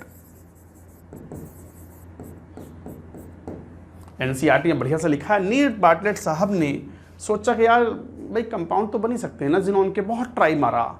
फिर उन्होंने एक बात ऑब्जर्व की कि आयोनाइजेशन एनर्जी जो है वो O2 की is nearly equal to ionisation energy of xenon. Xenon और O2 की आयोनाइजेशन एनर्जी लगभग बराबर है। भाई पॉइंट तो यही है ना कि जिनॉन वगैरह कंपाउंड इसलिए नहीं बनाते, ना तो इलेक्ट्रॉन लूज करना चाहिए ना इलेक्ट्रॉन गेन करना चाहिए। बट उन्होंने देखा कि ionisation energy of O2 and xenon लगभग बराबर है, जबकि O2 के कंपाउंड आसानी से बनते हैं। O2 का एक रेड कंपाउंड ये बना हुआ था, O2 प्लस PtF6 माइनस, ये एक रेड सॉलिड था, ये बना हुआ कंपाउंड था। तो जब O2 कंपाउंड बना सकता है PtF6 के साथ में, O2 PtF6 रेड कलर का, तो फिर आयोनाइजेशन एनर्जी O2 की और जिनॉन की लगभग बराबर है, तो जिनॉन क्यों नहीं। तो उन्होंने बड़ी मशक्क़त की, बड़ी मेहनत की, और मेहनत करने के बाद वापस एक रेड कंपाउंड बना दिया। कौन सा? Xe plus and PtF6 minus. PtF6 की रिएक्शन जिनॉन से कराई और स्पेशल कंडीशंस मेंटेन की, और रेड कलर का कंपाउंड बना के ही मानने वो जहां रहा वहां, जहां चाहा वहां रहा। Where there is a will, there is a way, ये अंग्रेजी में कहावत है। तो इन लोग खूब कोशिश की, काफ़ी समय भी लगाया, और फाइनली एक रेड कलर का कंपाउंड बना। और वहाँ से एक जो मिथ था कि नोबल गैसेस तो कभी कंपाउंड बना ही नहीं सकते, वो टूटा और एक नई दिशा, नई डायरेक्शन डेवलप हुई, where so many compounds of the xenon were formed। xenon के बहुत सारे कंपाउंड, जैसे ये XeF2, XeF4, XeF6, XeOF4, XeO2F2, XeO3, XeO4, etcetera. Not only then और सो मेनी कंपाउंड, रेडॉन के फ्लोराइड बन गए। फ्लोरीन ऑक्सीजन चूंकि बहुत स्ट्रॉन्ग बॉन्ड बनाते हैं, तो जो कंपाउंड ना बनाता हो तो भी ऑक्सीजन फ्लोरीन के साथ तो बना ही लेता है। तो ये इस तरीके की ये एक हिस्टोरिकल डेवलपमेंट है कि आयोनाइजेशन एनर्जी ऑफ ओजोन और sorry oxygen and xenon are nearly same. तो जब ऑक्सीजन कंपाउंड बना सकता है PTF6 के साथ में, तो फिर जिनॉन क्यों नहीं बना लिया गया? It was prepared by Bartlett साहब। आई बात समझ में? फिर एक लाइन लग गई कंपाउंड्स को बनाने की, और जैसे जिनॉन की रिएक्शन फ्लोरीन से कराते हैं, तो अगर जिनॉन एक्सेस में ले रहे हैं तो XeF2 बनता है, और फ्लोरीन एक्सेस में ले रहे हैं और 1:5 का मोलर रेशियो है तो XeF4 बनता है। और एक्सेस में 1:20 का रेशियो अगर ले लें तो 1:20 के रेशियो में अगर जिनॉन और फ्लोरीन को अगर भरा जाए और रिएक्शन करवाई जाए at different conditions, then finally we find that the XeF6 is formed. तो XeF2, XeF4, XeF6 ये कंपाउंड बनते हैं। XeF6 can be prepared by the interaction of the XeF4 and O2F2 also. This is also an important reaction. NCERT follow करें। ये तो मैं समझा रहा हूँ तो चीज़ें आपको एक बार बड़े मतलब एक कंट्रोल्ड वे में दिखाई देंगी, और जब आप मेहनत करोगे, पढ़ोगे, लिख के पढ़ोगे। आज पढ़ा भूलते हैं, ये चीज़ पढ़ने के बाद अक्सर भूल जाते हैं। भूलने दो, आज पढ़ा कल फिर रिवाइज करेंगे, परसों फिर रिवाइज करेंगे, 1 हफ्ते बाद फिर रिवाइज करेंगे, 3 हफ्ते बाद फिर रिवाइज करेंगे, जेई से पहले फिर रिवाइज करेंगे। कब तक खैर मनाएगा? ये कंट्रोल में आएगा, पकड़ में आएगा। हारेगा आपके सामने, आप जीतोगे, पर वो जीतने की मंशा होनी चाहिए। मेहनत करें, 11-12 घंटे रोज पढ़ाई करें। ये एक थंब रूल होता है जेई की प्रिपरेशन में। और जैसे जैसे एग्ज़ाम पास में आता है, आपका इंटरेस्ट, आपकी डेडिकेशन और बढ़नी चाहिए, घटनी नहीं चाहिए। ऐसा नहीं आप बहुत हो गया यार, अब लाइफ में जो होगा देखा जाएगा, ना कर पाऊँगा मैं, कितना पढ़ूँ मैं। इस तरह की जो मन में फीलिंग्स आती हैं ना, वो थोड़ा सा वीकर जो एटीट्यूड और कैरेक्टर होता है, कैरेक्टर नहीं मतलब जो वीकर पर्सनैलिटी होती है उसको शो करता है। जो स्ट्रॉन्ग पर्सनैलिटी होती हैं उनका पैशन और बढ़ता चला जाता है towards the success, towards the exam. जैसे एग्ज़ाम पास में आता है उनकी डेडिकेशन और तरीके से बढ़ जाती है। और अच्छी डेडिकेशन में अच्छी हेल्थ, अच्छी स्लीप का भी एक अच्छा रोल होता है। अच्छी पढ़ाई में अच्छी हेल्थ और अच्छी स्लीप का भी एक रोल होता है। अच्छी स्लीप भी अच्छी हेल्थ के साथ ही आती है। तो ultimately health is very important for attaining some targets through hard work. तो बच्चों ये कुछ पॉइंट्स से अब बात करेंगे कुछ प्रॉपर्टीज़ की।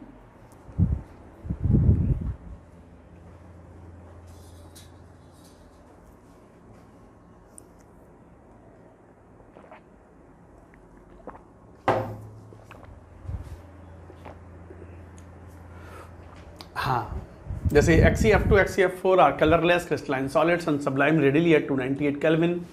सब्लाइम करते हैं मतलब वेपर्स बना लेते हैं। They are powerful fluorinating agents through oxidising action, readily hydrolysed even by traces of water. XeF2 is hydrolysed to give xenon HF and बहुत इंपॉर्टेंट +2 ऑक्सीडेशन स्टेट से 0 में कन्वर्ट हो गया। ये तो एक तरीके से रेडॉक्स रिएक्शन है, पानी के साथ रिएक्शन करता है, तीनों ही हाइड्रोलाइज होते हैं और Xc बनाता है +HF +O2 gases liberated out. 2 गैसें मिल रही हैं, xenon and O2। Xenon fluorides react with the fluoride ion acceptors.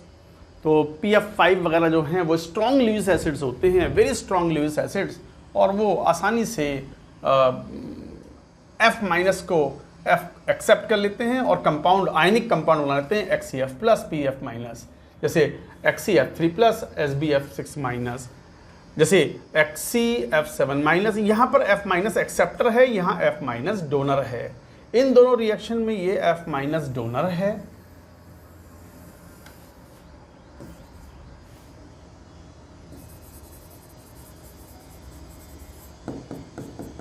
जबकि इस रिएक्शन में F- एक्सेप्टिंग।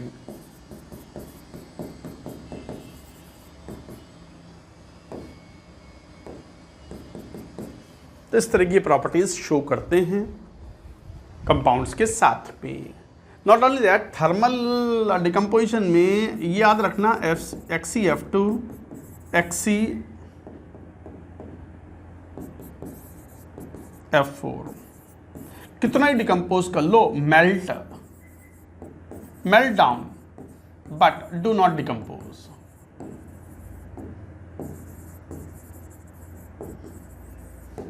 मेल्ट हो जाते हैं बट ये डिकम्पोज नहीं होते, जबकि XeF6 हीट करने पर डिकम्पोज हो जाता है, बनाता है XeF2 plus XeF4 plus F2, decomposes.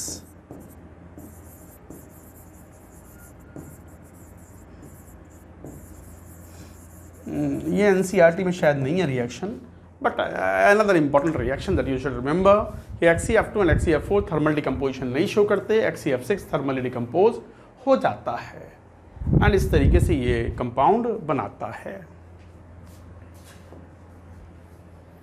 Xenon oxygen compounds में हाइड्रोलिसिस रिएक्शन हमेशा इंपॉर्टेंट हैं। XeF2 का हाइड्रोलिसिस तो कराया ही था, लिख लो यहाँ, जैसे XeF2 का हाइड्रोलिसिस मैं फिर दोबारा से लिख देता हूँ।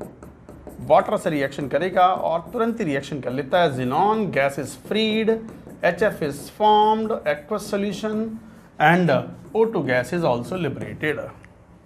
जबकि XeF4 हाइड्रोलाइज होता है तो Xe बनाता है गैस के फॉर्म में, O2 भी बनता है, HF और XeO3, और ये XeO3 जो कंपाउंड है ये एक्सप्लोसिव वाइट कंपाउंड है, वाइट एक्सप्लोसिव सॉलिड। एक्सप्लोसिव का मतलब ये हुआ थोड़ा अनस्टेबल टाइप का है।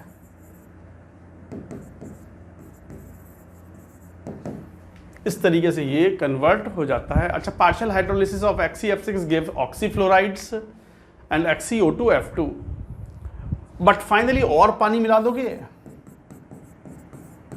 तो बनना वही है XeO3 प्लस HF। तो इस तरीके से ये हाइड्रोलिसिस की रिएक्शंस हमेशा इंपॉर्टेंट होती हैं।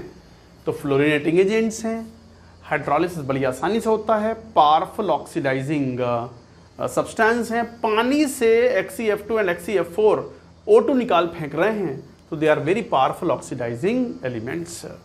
तो इस तरीके से these are the very common reactions of xenon and fluorine compounds. NCERT follow करें, बड़ी लिमिटेड नंबर ऑफ रिएक्शंस हैं और उन्हें करने से आपके क्वेश्चंस आसानी से सॉल्व हो जाते हैं।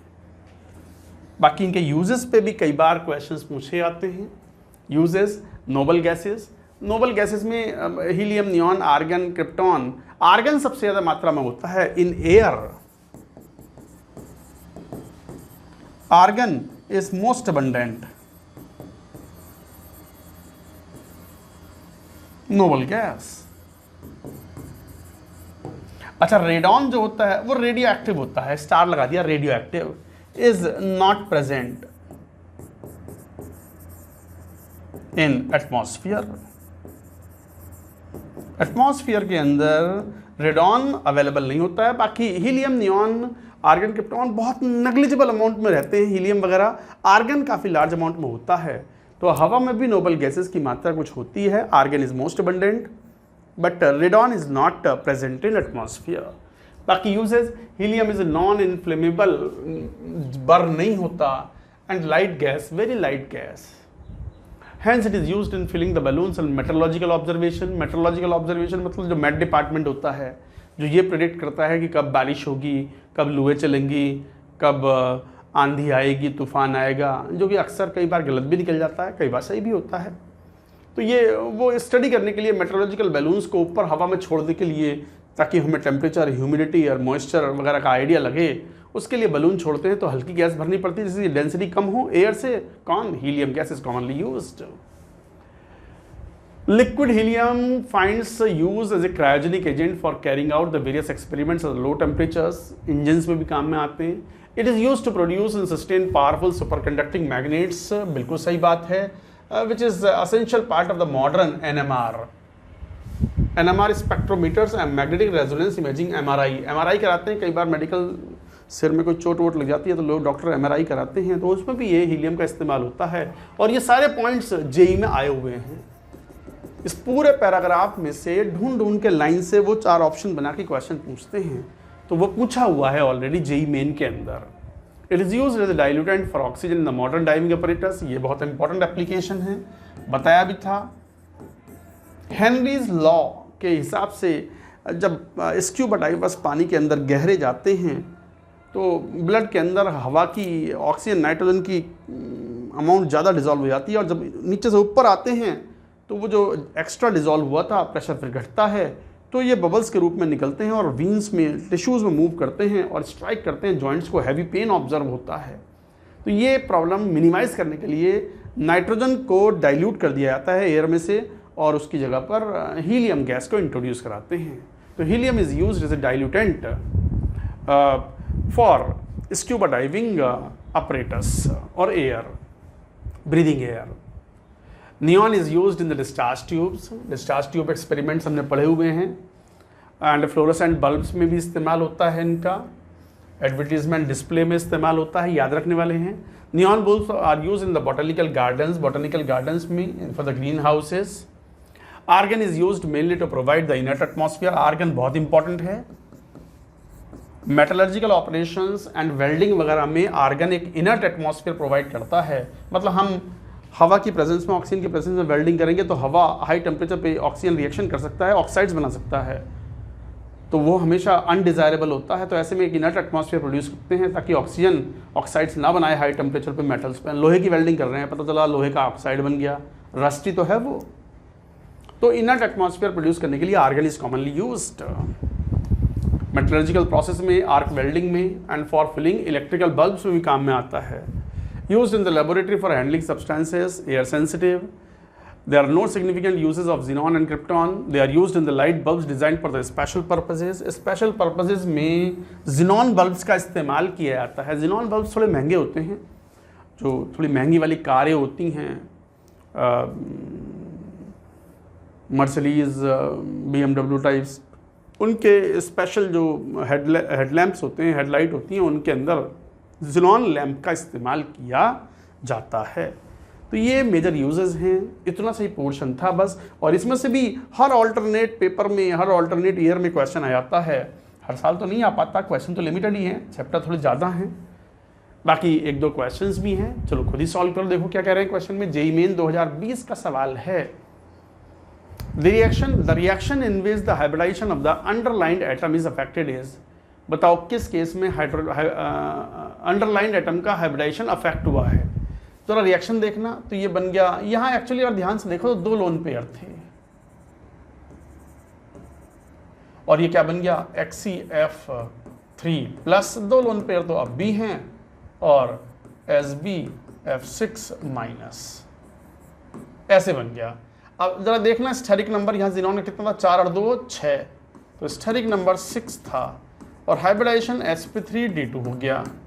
जबकि यहाँ पर जिनोन का स्टेरिक नंबर कितना, 3, क्योंकि 3 ही फ्लोरीन अटैच्ड हैं अब और 2 लोन पेयर्स हैं, तो 5 हो गया। तो हाइब्रिडाइजेशन हो गया sp3d। तो hybridisation of the underlined atom is affected, yes, पहला ही आंसर है। अच्छा, H2SO4 NaCl के साथ हीट करने पर क्या देता है, आपको पता है, NaHSO4 plus HCl gas. HCl gas बनाने का मेथड भी है, बट सल्फर का हाइब्रिडाइजेशन यहाँ भी sp3 था और यहाँ भी sp3 है। सल्फेट या बाइसल्फेट, सल्फर का हाइब्रिडाइजेशन sp3 ही है। H3PO2 का डिस्प्रोपोर्शनेशन कराते हैं तो मिलता है S3, फाइनली मिलता है S3PO4 and phosphine. But hybridisation यहाँ भी sp3 था और यहाँ भी sp3 है, तो कोई अंतर नहीं आ रहा। अमोनिया एक बेस है, H+ से रिएक्शन करेगा तो अमोनियम आयन बनाएगा। अमोनियम आयन में भी स्टेरिक नंबर 4 है, हाइब्रिडाइजेशन sp3 है। यहाँ भी स्टेरिक नंबर 4 है, 3+1, तो भी हाइब्रिडाइजेशन sp3 है। तो बस आंसर कौन सा हुआ। हालांकि ये क्वेश्चन केमिकल बॉन्डिंग का है, बट कई बार क्वेश्चन केमिकल बॉन्डिंग का कहो या ब्लॉक केमिस्ट्री का, डिस्टिंग्विश करना कई बार मुश्किल काम है। चीज़ें तो इंटरकनेक्टेड हैं ही ना। तो first is the right answer. अच्छा सवाल था, अंडरस्टैंडिंग बेस्ड क्वेश्चन था।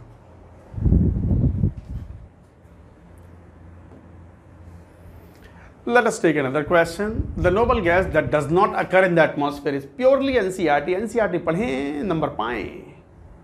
Neon, krypton, helium. हीलियम बहुत कम मात्रा में होता है। रेडॉन, रेडियम हो गया। तो ये कुछ सही कर लो, इसको करेक्शन कर लो, Rn। तो बस आंसर यही हो गया, fourth Rn। Radon is not available in atmosphere. बाकी आर्गन सबसे ज़्यादा मात्रा में होता है, हीलियम काफ़ी लिटिल नेग्लिजिबल अमाउंट में होता है, but Rn, radon is absent in atmospheric air और एटमॉस्फेयर। तो बच्चों ये कुछ पॉइंट थे। एक्चुअली रेडॉन जो है वो रेडियम रेडियोएक्टिव सब्सटेंस है, उसके डिसइंटीग्रेशन से बनता है, न्यूक्लियर डीके से बनता है। तो बच्चों ये था पी ब्लॉक। पी ब्लॉक में ग्रुप नंबर 15 से लेकर के 18 तक की हमने बात की। एनसीईआरटी से पढ़ें, NCERT is the most important book. कोई बच्चा अगर एनसीईआरटी मतलब सीबीएसई बोर्ड से ना भी पढ़ा हुआ हो या नहीं पढ़ा हुआ, 12th का है मान लो, उसके पास राजस्थान बोर्ड का है या कहीं का भी है, तो भी एनसीईआरटी खरीदें। नहीं खरीदना चाहते हैं तो फ्री में डाउनलोड करें, इजीली अवेलेबल है पीडीएफ्स उसके। एनसीईआरटी ने मतलब ये सुविधा दी हुई है अपनी बुक्स को डाउनलोड करने की, और उनसे पढ़ें, क्योंकि एनटीए बॉडी जो है एनसीईआरटी को फॉलो करता है, ये हमारा ऑब्जर्वेशन है। And they ask questions regularly, particularly from the block chemistry. JEE main के लिए almost all the questions you can solve with the help of NCERT. I regular say multiple times I have said this point. पढ़ते रहें, keep studying hard.